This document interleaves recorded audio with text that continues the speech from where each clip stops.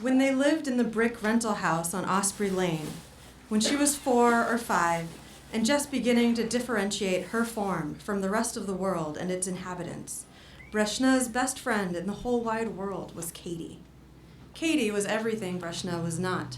Slender limbs to her chubby frame, milky skin to her walnut brown color, blonde waves to Breshna's oil slick of straight black hair. And most importantly, at least so it seemed to Breshna, green eyes, Shin-sturgi, that treasured Pashtun feature, featured in tribal songs of eternal love, eyes that cause madness and lust and devotion for the ages. Yet somehow, by some alignment of stars, Katie loved Breshna. They played together every day, hiding their My Little Ponies in the backyard to discover later, riding bikes and pretending they were horses, dressing dolls up and parading them through the doll town in miniature convertibles to parties in doll mansions, and playing house, or more specifically, husband and wife. Husband and wife involved the removal of all clothing, underwear included. The two parties would then lie in bed naked next to each other and rub their bodies against each other. The individual performing the role of husband is expected to be the more active participant and is often on top. Both parties are expected to alternate husbandly duties. No kissing, no real exploring with the hands, absolutely no penetration. How? Where? It simply was not part of their awareness. More a kind of alignment-based frottage, touching as curious animals do, with the fullness of skin as sensory organ, by feel, answering only the question, what kind of touch would feel nice? And then providing that touch to one's partner, expecting and almost always receiving that same touch in reciprocity. It was best done in the late afternoon, when one's parents were napping or otherwise engaged, and no one bothered to check on two little girls taking a nap in the bedroom. Another way of putting it, the sheets pulled overhead make a secret room, a flowing, sighing room, shaded but not dark, feet tucked in, giggling, skin tingling, glowing, rippling, is yours? Warm in places, cheeks, the center of chest, flush. Skin feels too tight on hands. Tummy hurts a little bit. Cramping, hot breath on neck. Air soft and warm, clean sheets and salt water. Thigh is touching thigh, is touching thigh, is touching thigh. Knees rub against each other. Your lips darken and deepen. Do mine do that? Chest flat like mine. Trace fingers on it, mostly to get you to trace your fingers on mine. Lazy drawings that make skin tingle and bloom, bloom.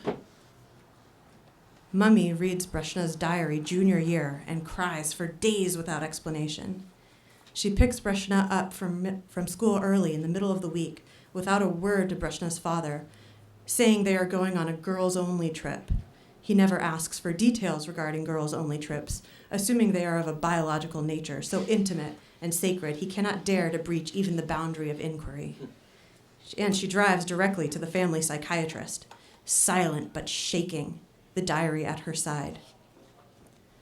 Breshna is grateful for the silence, seeing the diary lying there between the passenger and driver seats, knowing there are so many reasons contained therein for her mother to be upset with her. And she uses the silence to steel herself against this girls-only trip, should it culminate in a beating. Instead, Mummy pulls her, gripping her triceps in a solid pinch, into a nondescript, one-story building. She knew her brothers were brought to a psychiatrist regularly, and that her dad occasionally saw one when he would stop talking or leaving his room for too long. But none of the girls were allowed the luxury of a struggle with their inner selves or outer realities. She had never been to this building before. The white-haired man with fleshy red face, the psychiatrist, sitting behind his desk, squints from behind his narrow rectangle glasses and asks Breshna, "When did you know you were attracted to women?" What could she say? "I'm not sure what you mean." Who else is there? When did you notice your sexual attraction to women? The doctor speaks slowly, as though Breshna doesn't speak English, as though she knew the words for such things in Pashto. I don't suppose I ever really noticed it, until everyone else did, I mean. I suppose I pay attention to what moves me. And women move you in a way that men do not. Statements, not questions.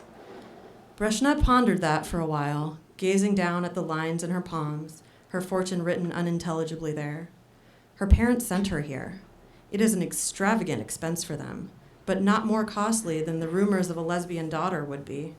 It is a compassionate response. Breshna, men do not move you, he presses. She chews on that while he goes on. Is it the men of your culture? Not all men are like that, you know. Oppressive, backwards. You're very lucky to be in America. There are a lot of good men here who would let you work and wear shorts, and you wouldn't have to wear a headscarf. You could have sex with them, you know, without judgment. Men are different here. He looks at her sympathetically. Breshna feels her face flush with a brew of anger and shame. No, it's not like that. It's not... I mean, they're not like that either. It's just... They're just different, is all. It feels different. Thinking about men makes me tired. Really tired. At least that much is true. She looks at the clock behind his head and hopes that's enough to get her out of there today. A little truth in exchange for a sanity pass. At least for today. Who else could there possibly be? When women have been the focal point of attraction, the ones she's always been closest to, the only ones she was ever allowed to be alone with, sleep alone with, the ones who whispered with blossoming rose lips secrets into her blushing shell ear, the ones who walked by and lingered in the swish of skirt or wave of trailing dupatta, the ones she touched, who touched her before she knew what sex was, what attraction was, when she only knew who made her feel safe and who didn't, who was like her and who wasn't. Who else was there but women? When a man was a heavy plotting weapon, a heavy hand pushing her head down to prayer or to a blowjob, all his secrets, all his power, all his sex, all his and not hers, men with mustaches seated reclining on cushions in the men's room, while she sat in the kitchen or a bedroom with the women, men reclining with their legs bent and spread apart at the knees, just enough, as though aiming their genitals at her, holding her hostage while telling her to fetch more che. When women, soft and fleshy, shared some of their fullness with each other, leaving each hollow in her body fulfilled. When they left, and her bed was filled with the silver glistening on her body and the scent of salty air and water-soaked flowers in her mouth, hair, sheets. When women were the only time and place where she was allowed to be soft and open, eyes soft, heart soft to the point of aching, to breathe in and out to match them. The only people she had touched before a man forced himself inside her, splitting her from the inside out with a growl and weight that paralyzed her. Women were the only people.